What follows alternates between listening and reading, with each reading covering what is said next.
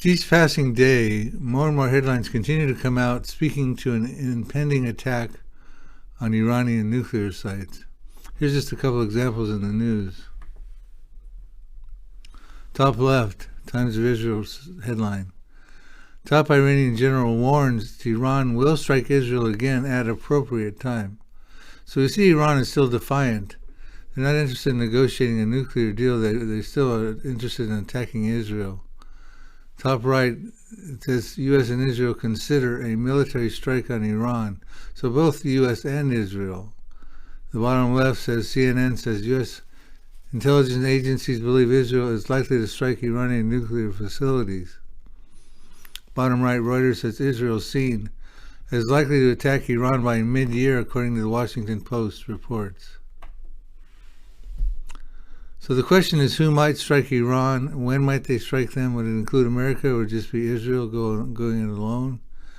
So in this program, we're going to show you some excerpts of a show I did on this topic with Jimmy Evans of the Tipping Point program. And in this program, we will reveal the menu of strong reasons why at least Israel will likely soon strike Iran's nuclear facilities. So stay tuned and I hope you enjoy the program.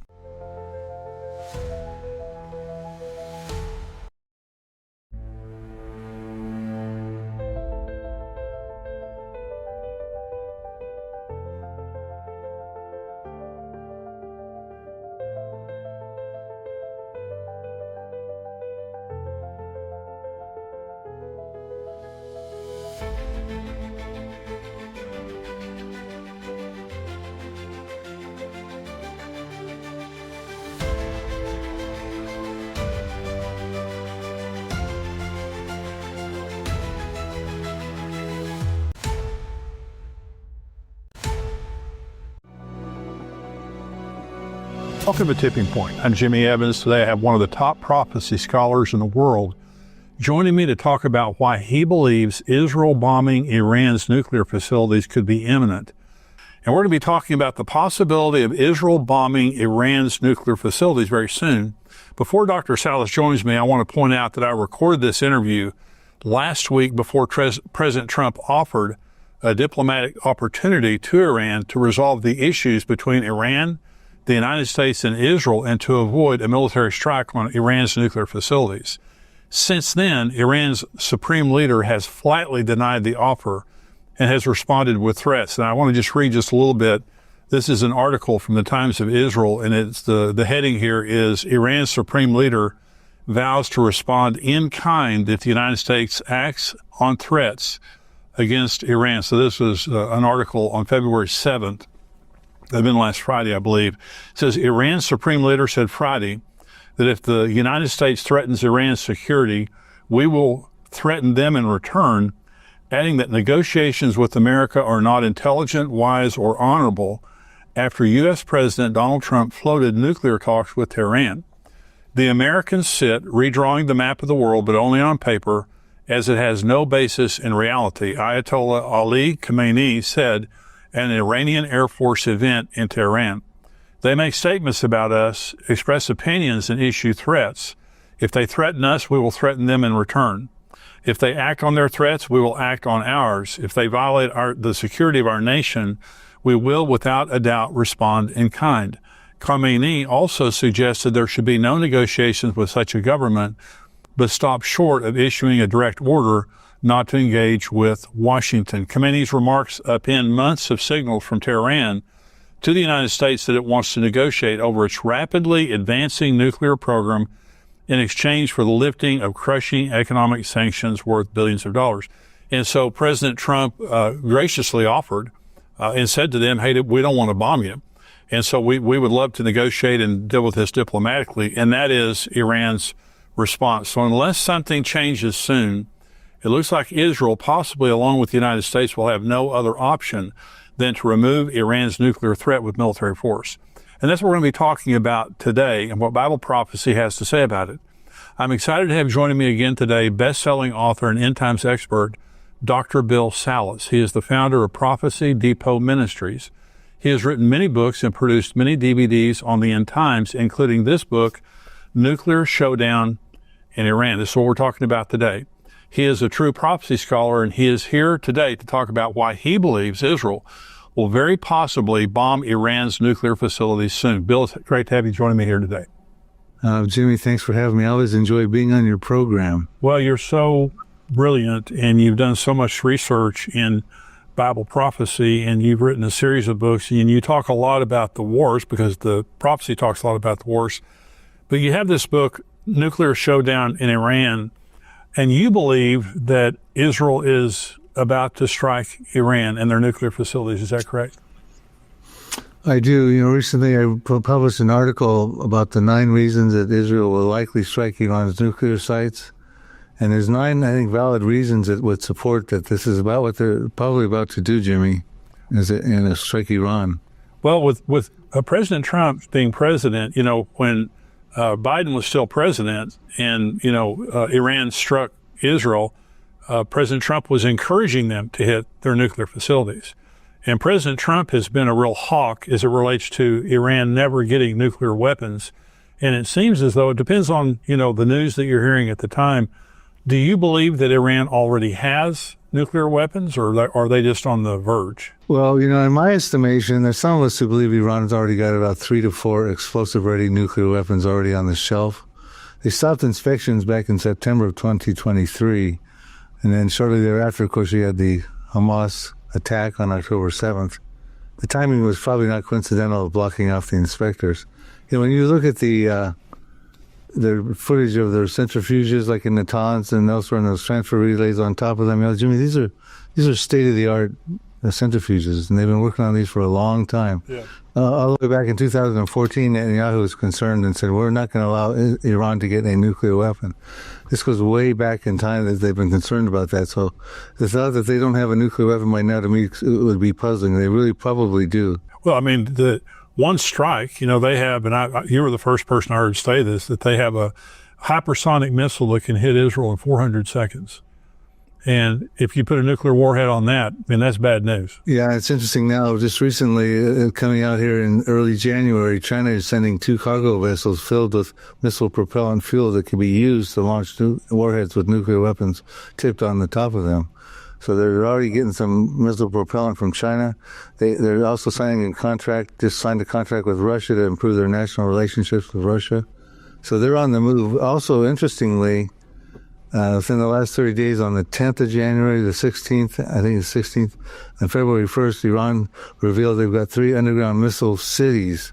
And we're not talking about little tunnels that are thin and narrow with their weapons stockpiled in them like in Hamas and Hezbollah. We're talking about really advanced-looking underground facilities, probably in the territory of southwestern Iran area, where there's a subject of a prophecy that I wrote about in that book on Elam. Maybe we'll talk about that today, Jimmy.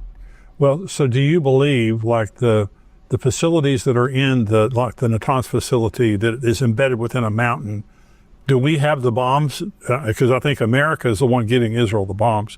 Do we have the bombs that can penetrate a mountain like that? Well, I believe America does. The concern is if Israel strikes Iran's nuclear sites on their own, do they really have the ability to take them all out, especially those deep sunk ones underground? Right. So that's a question mark. Of course, Israel surprises everybody every part of the campaign, don't they? Pagers and assassinations, etc. But America could probably do the damage that needs to be done. The question is, can Israel? We just don't know that just yet. Well, the good thing is that we know that going to support Israel in a manner that President Biden didn't do. Mike Huckabee is now the ambassador to Israel, and so that's going to be, or will be, that's a big issue of his support, his encouragement in the same vein as President Trump. And so let's go through you have 8 reasons here, Bill, why you believe. You don't just think that they're going to do it. You have some very strong reasons for believing it's about to happen. I agree with you, by the way. I wrote in my book 3 years ago, Tipping Point, I wrote in there that Israel would end up bombing Iran because they have to. If Iran continues with their efforts, it's an existential threat to Israel. Israel can't stand by and wait until they get nuclear weapons. And so I believe they are. So go through your 8 points here on why you believe Israel will strike Iran's nuclear facilities. Well, number one, Jimmy, is they have a history of doing this very thing. In 1981, they attacked the Osirak nuclear reactor in Iraq. It was called Operation Opera, is what they called the campaign. And that was back in 1981, and that was on the 14-year anniversary on June 7th, 1981, of the Six-Day War against Egypt, Syria, and Jordan. So interestingly, on the anniversary of that date, they took out the Syria nuclear reactor. And then in Syria in 2007, Syria was putting together, they were pretty close to having a nuclear facility in Al-Kabar, and what they called Operation Orchard. They took out Syria in a preemptive strike, that nuclear reactor.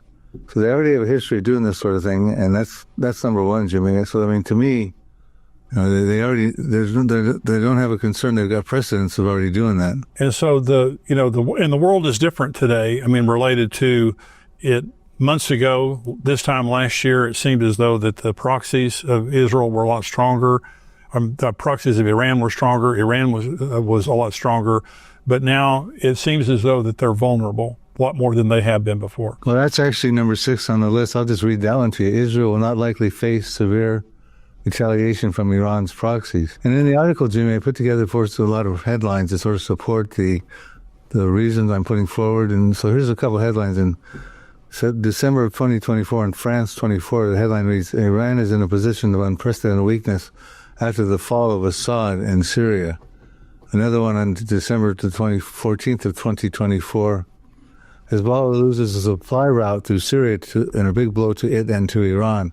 You know, when the rebels took over, Assad fled in Syria and the rebels took over, Israel immediately wisely moved in and expanded into the Golan Heights in that buffer zone in Syria, up under Mount Carmel. And they took out Syria's navy and their military. They hit their missile defense systems, which is another one of the reasons that now enables them to fly over Syrian airspace to get to Iran, because they took out Syrian missile defense systems. All in that one swoop of that battle. Real quickly after the Assad fled, they moved right on in. So the Hamas is pretty much destroyed, although they are regrouping right now with this whole hostage issue. But and the Houthis are going to be, Israel's vowed that they're going to take out the Houthis as well. So the proxies really are not a big deal to retaliate against Israel at this point. Now, don't get me wrong, Hezbollah still got tens of thousands of missiles, and Israel still has to be careful with Hamas and Hezbollah in a multi-front war. Right. But right now they minimize that concern. Okay, number 2 is very interesting because not only do they have a history of striking those military facilities, number 2 says they have the Begin Doctrine, which is established by Menachem Begin in 1981. Now, Prime Minister Menachem Begin, former Prime Minister, was the first Prime Minister of the Likud party. And you have this interesting backstory. Bill Koenig and you've had Bill Koenig, the White House correspondent, on your show before. Back around early 2014, I believe it was, we had a breakfast meeting with U.S. envoy, Israel envoy to the U.S., Yoram Ettinger. And so we sat down with Yoram, and we had the question for Yoram. We said, Yoram, do you think, and this is back in 2014, do you think Israel is going to strike Iran's nuclear facility? So this question's been looming, back for a decade now. Yeah.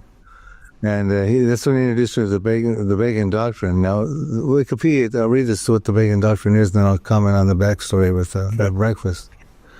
The Begin Doctrine is the common term for the Israeli government's preventative strike counter-proliferation policy regarding their potential enemies' capability to possess weapons of mass destruction, WMDs, particularly nuclear weapons. The doctrine itself was enunciated by Menachem Begin in June of 1981. That's when they struck the Syria nuclear reactor. So this doctrine remains a feature of Israeli security and planning. So what happened was, back at that time, the revolution had happened in 1979 in Iran. The mullahs took over, and Iran immediately went to war with Iraq, and it was 1980 to 1988 a war. And Saddam Hussein was getting a nuclear reactor in Iraq. And the Western world was pretty much supporting him because they weren't going to support Iran. So Menachem Begin was concerned about this reactor, and he got his top military leaders, his top political confidants, in a closed-door meeting. He asked them, what would be the possible concerns if we struck Syria's nuclear reactor? What could be the outcomes? So they came up with 3 concerns. 1, it could incite the entire Muslim world to unite against Israel in a massive war. It might potentially wipe Israel off the map. 2, it could cause strong condemnation by the international community, including America and the Western world, because remember, they were supporting Iraq in that war against Iran. 3, the international condemnation could lead to harsh sanctions that could topple Israel's economy. So the consensus, they had some other problems too, and the consensus was, it's a bad move, don't do it. So Ronald Reagan said to them, he thanked them all and for their wisdom, and he said, I have one question for you, and I'm kind of paraphrasing what he said. So if we don't destroy the reactor and Iran gets a nuclear weapon, what could this mean? And he answered his own question. He said it could mean the end of the Jewish state. So he said, we will strike, and we will strike now. And then he promptly thereafter, they struck that Osiris nuclear reactor. So again, that doctrine's in place, and Netanyahu's very familiar with it. Well, I mean, it's an existential threat. And so exactly what you just said there, Bill, they don't have the luxury of diplomacy at times. And sometimes when it seems as though that Israel is being hard, like in the Gaza is an example of that after October 7th, they said never again. We've done this for the last time and never again. And they can talk about a two-state solution all they want to. They're not doing a two-state solution. And the issue with Iran is, and I think this is also the resolve of President Trump, and that is, we've waited long enough. This has been a dialogue for at least a decade or longer about Iran having a nuclear weapons and when somebody's going to act against it.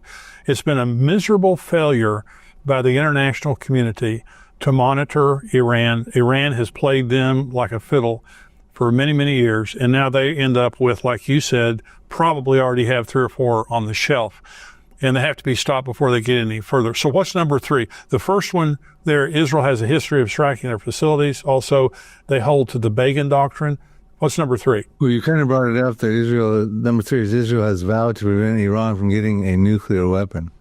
And then we go back as far as 2013, a headline from Radio Free Europe, Netanyahu says Israel won't allow Iran to get a nuclear bomb. That's in 2013. And then in 2015, they did that JCPOA nuclear agreement with Iran. 2 of those members, by the way, Trump withdrew from that in 2018. So one of the P5 plus 1, America backs out.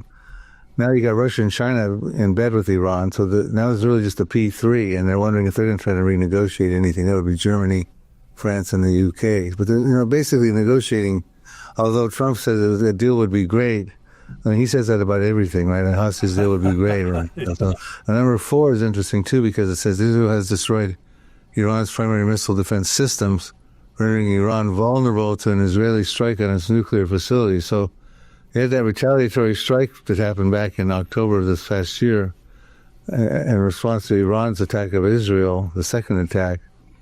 And here's the headline from the Times of Israel on October 30th. It's very telling. It says, Israel took out Iran's primary Iranian defenses, air defenses, and left it essentially naked. So basically, at this point in time, Iran is extremely vulnerable because their missile defense systems have been severely compromised. So another ripe reason for Israel to go forward at this point. Well, Bill, the thing that interested me about that attack was they flew fighter jets in there. Iran shot missiles that were ineffective because of the Iron Dome and other defense systems. But Israel sent fighter jets in. They didn't lose one fighter jet. They took out all the Iranian infrastructure, and they went in there. And so it's amazing to me, before they destroyed their infrastructure, the defense infrastructure, they weren't touched going in there. So if they were vulnerable, or they weren't vulnerable before, they're certainly vulnerable now to that type of a thing. So go ahead, number 5. Number 5 is Israel will likely have America's approval through the presidency of Donald Trump. A couple of headlines you mentioned about he urged them back at the time when Biden was president to maybe attack. A headline in October of 2024 from the New York Post says Trump urges Israel to take out Iran's nuclear facilities. He riffs Biden for urging the Jewish state to show restraint. That was before he was elected in November. So he was already encouraging that. And then we have January, the Times of Israel puts this forward, the report that Israel thinks Trump will back an IDF strike on Iran's nuclear program, or even order perhaps a U.S. hit. So we got these kind of headlines coming out forward. There's even more I put in the article. So it's highly likely. As a matter of fact, as we are talking right now, I don't know when this will air, but Netanyahu is making a trip. He's here in Washington visiting with Donald Trump. And they're going to discuss Iran and this potential, the hostage deal, of course, but Iran, the potential for an Iran strike that we're talking about. It's on the top on the list. So what the outcome of that will be, we don't know. But again, he should have Trump's support on that. Well, Pete Hegseth has been confirmed as the Secretary of Defense. He's a strong believer. He's also, been on the battlefield.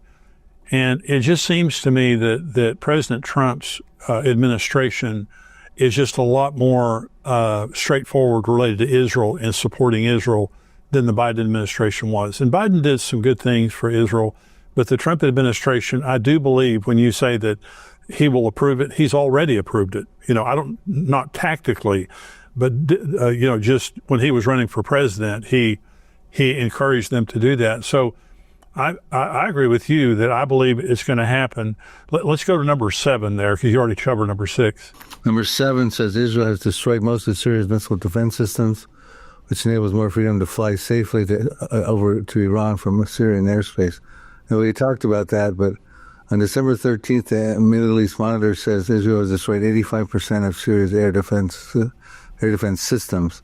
Remember, they moved right in after the rebels took over, and wisely did their business.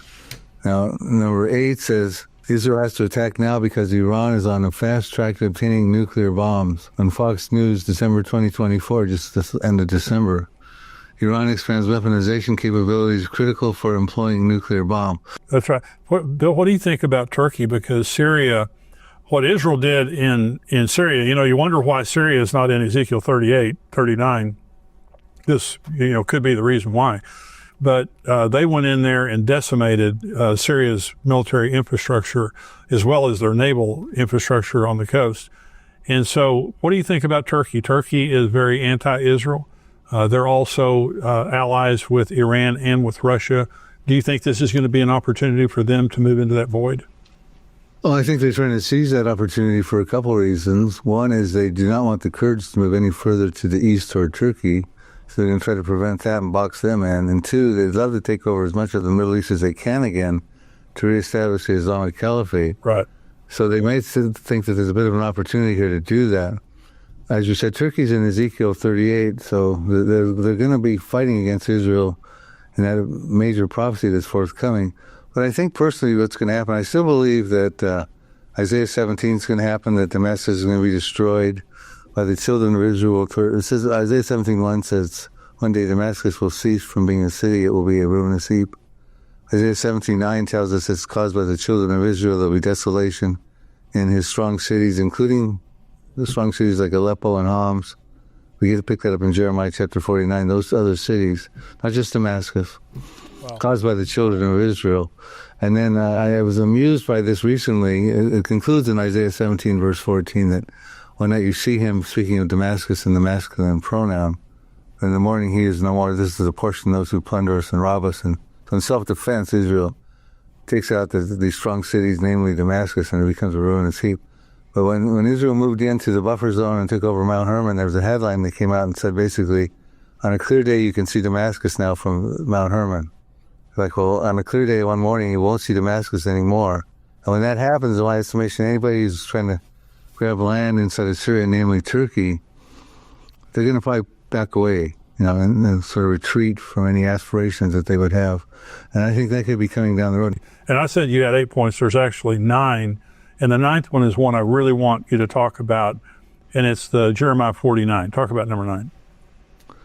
Yeah, Jeremiah 49 talks about a prophecy dealing with Iran and the territory of Elam, which is on the central west coast, southern part of Iran that hugs the Persian Gulf. And also it's, Ezekiel wrote about Iran too in Ezekiel 38, but he was talking about Persia. So about a decade before Ezekiel wrote about Persia, Jeremiah, his contemporary, wrote about Elam on 596 BC. And they're both end times prophecies, so Iran has double trouble in the end times. Now, this area here in Elam, which is separated from Persia and Elam have always been separated by the Zagros mountain range.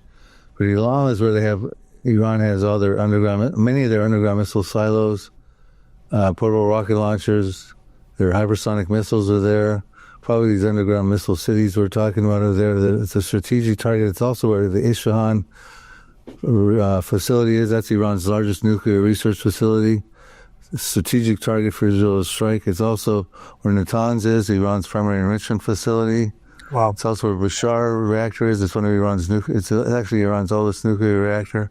It's a disaster waiting to happen, nuclear disaster waiting to happen if it gets hit. And also the Shiraz, the Iran Special Weapons and Missile Development facilities there. So this is Israel has to go through this area to get to the other nuclear sites, and then 4 key sites are right there they've got to strike, and probably will strike. So the prophecy says at one point in time, Jeremiah chapter 49, verses 34 through 39, that the Lord's going to get fiercely angry with Iran. And the reason he gets fiercely angry with them is because they got bad leadership. He says, I'll destroy from there the kings and the princes. Why? Because they want to launch something lethal somewhere. He says, I'll break the bow of Elam at the foremost of their might. Well, okay, the bow would be their missile launching capabilities. Again, we talked about that's where the Shiraz is, their missile facility, weapons manufacturing facility. The foremost of their might, perhaps Natanz, a nuclear reactor, Bashar, a nuclear reactor. So break the bow at the foremost of their might, and it says it will bring about a disaster because he's angry with this, I believe angry with these leaderships of Iran today. And the disaster seems to be of the magnitude that creates a humanitarian crisis, because it says, I will bring the four winds from the 4 quarters of heaven. I will scatter all those Elamites toward those winds, and there'll be no nations furrow the outcasts of Elam don't go. I think, you look at 2,500 years ago, 2,700 years ago, the prophets wrote about the geopolitical reality of today. And there's, whether you look at Ezekiel 38 and 39, Russia, Iran, Turkey, all of those nations aligned. You're looking also at southern Iran, Elam, all of their nuclear facilities. And we're talking we're talking about, we believe that there's going to be a strike. There's an imminent strike from Israel against Iranian nuclear facilities with the blessing of President Trump. I mean, it's all out there already. And you said, because there's actually 9 of these. Israel has a history of striking the nuclear facilities. This is your reasoning of saying why you believe this. Israel has a history of striking nuclear facilities. Absolutely. They hold to the Begin Doctrine of striking. Number 3, they have vowed to prevent Iran from getting a nuclear weapon very openly. Israel has destroyed Iran's primary missile defense systems, rendering Iran vulnerable to an Israeli strike on its nuclear facilities. Number 5, Israel will likely have American approval through the presidency of Donald Trump. 6, Israel will not likely face severe retaliation from Iran's proxies. 7, Israel has destroyed most of Syria's missile defense systems, which enables more freedom to fly safely to Iran over Syrian airspace. 8, Israel has to act now because Iran is on the fast track to obtaining several nuclear bombs. And 9, an ancient Bible prophecy of Jeremiah 49 may foretell of such a strike. And so I agree with your points here, Bill. So what do you think? Is an impending attack on Iran's nuclear facilities coming, even maybe by mid-year? The evidence seems pretty strong, and I'm watching this scenario very closely, day by day. I hope you enjoyed this program, and if you did, you can get more resources about Bible prophecy on our website at prophecydepot.com, Prophecy Depot, like HomeDepot.com.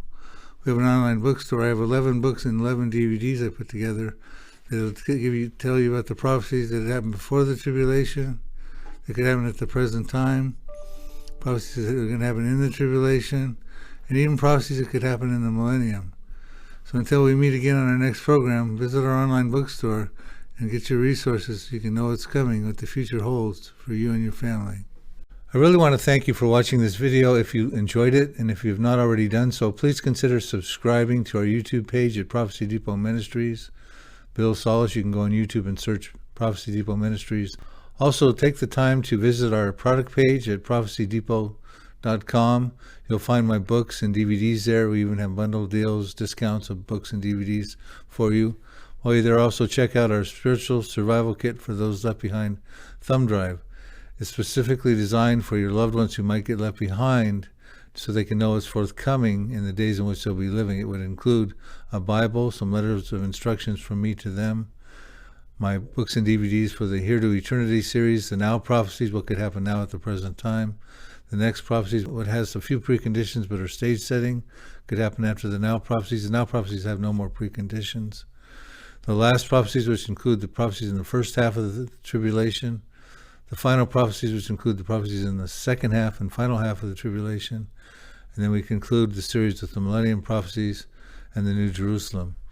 Additionally, while you're there, you'll see my new book and DVD called The Future War Prophecies. And you see some of the topics that are discussed there: the First War of Iran, the war we talked about in this video with Israel and Syria, the proxy war that shakes Israel, Psalm 83, Ezekiel 38. You see the list of these different topics up there.